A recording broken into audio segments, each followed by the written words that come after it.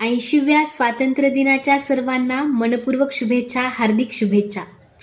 मित्रांनो, स्वातंत्र्याचा हा इतिहास केवळ एखाद्या दिवसात किंवा 2-3 तासामध्ये व्यक्त करणं शक्यच नाही. कारण हे स्वातंत्र्य आपल्याला एका दिवसाच्या प्रयत्नामध्ये मिळालेलं नाही. त्यामागे अनेक वर्षाचा संघर्ष, अनेक क्रांतिवीरांचे त्याग, तप, बलिदान या देशासाठी समर्पित झाले आहेत. तेव्हा कुठं हे स्वातंत्र्य आपल्याला मिळालेलं आहे.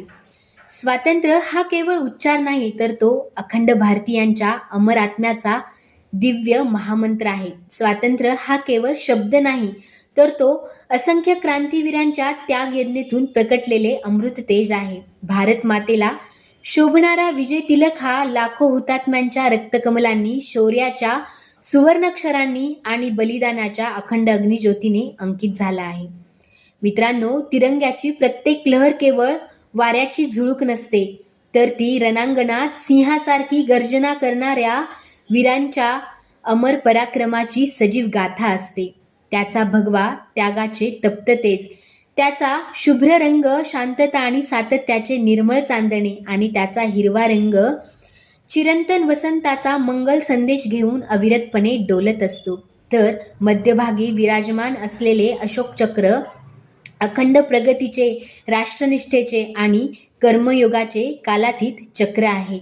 मित्रांनो, आजचा हा पवित्र स्वातंत्र्य दिवस केवळ ध्वजवंदना करण्याचा नसून ज्यांच्या त्यागाच्या अग्निकुंडातून आपल्या स्वातंत्र्याची पहाट उगवली त्या सर्व शूरवीरांच्या बलिदानाला कृतज्ञतेने नतमस्तक होण्याचा आजचा दिवस आहे. त्यांच्या शौर्याने गुलामगिरीच्या बेड्या तुटल्या. त्यांच्या रक्ताच्या प्रत्येक थेंबाने स्वातंत्र्याच्या इतिहासातील एक एक सुवर्णाक्षर लिहिलं गेलं. मित्रांनो, हा तिरंगा केवळ 3 रंगाचा ध्वज नाही, तर शौर्याची जाज्वल्य गाथा, शांततेचे निर्मळ चांदणे आणि समृद्धीच्या उज्ज्वल स्वप्नाचा साक्षीदार आहे.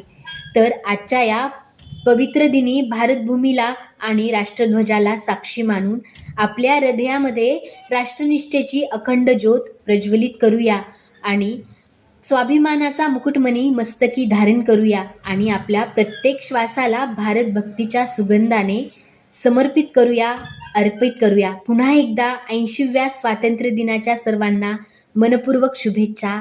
धन्यवाद.